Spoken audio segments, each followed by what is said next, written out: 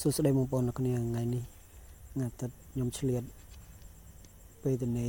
ពីការងាររោងចក្រឥឡូវមកឆ្លៀតគូគំនូរូមកវត្តដើម្បី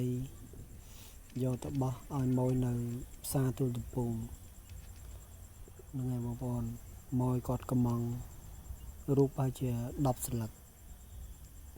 អញ្ចឹងយើងក៏មានទឹកមាត់លេបបន្តិចបន្តួចទៀតហើយចេះបន្តទៀតហើយហ្នឹងយើង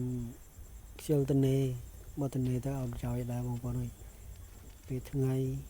វាក្តៅខ្លាំងយើងគេងក៏អត់លក់ដែរតែថ្ងៃនេះភ្លៀងផងខ្យល់ផងលាយឡំគ្នាហើយអញ្ចឹងយើងក៏មេឃរៀងត្រជាក់ដែរ